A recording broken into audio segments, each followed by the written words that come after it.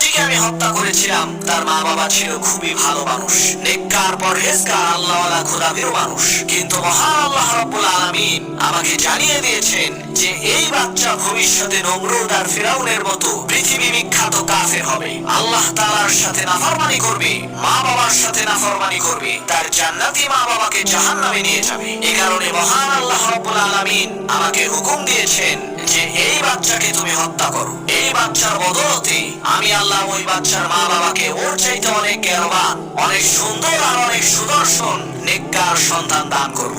মুসা, তুমি কি মনে করেছো আমি এই সব কাজ নিজের ইচ্ছায় করেছি?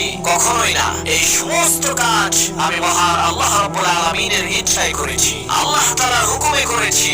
আল্লাহ তাআলার হুকুম ব্যতীত আমি কোনো কাজ করিনি। প্রিয় ভাই সব, পরবর্তীতে জানা গেছে খিজির আলাইহিস সালাম যে ছেলেটিকে হত্যা করেছিলেন, আল্লাহ রাব্বুল আলামিন ওই সন্তানের মায়ের গর্ভে বনি ইসরাইলের 7 জন পয়গম্বরকে পাঠিয়েছিলেন। সুবহানাল্লাহ। হযরত খিজির আলাইহিস সালাম বললেন, মুসা, এখন বাকি থাকলো শুধু ওই দেওয়াল মেরামত করার ব্যাপারটি। আমরা যে দেয়ালটি মেরামত করেছিলাম ওই দেয়ালের নিচে গুপ্তধন রয়েছে, আর এই গুপ্তধনের মালিক হলো 2 জন এতিম ছেলে। ওই 2 জন এতিম ছেলে আমার গ্রামে থাকে না, তারা শহরে থাকে। তাদের বাবা ছিল খুবই ভালো মানুষ, নেককার মানুষ।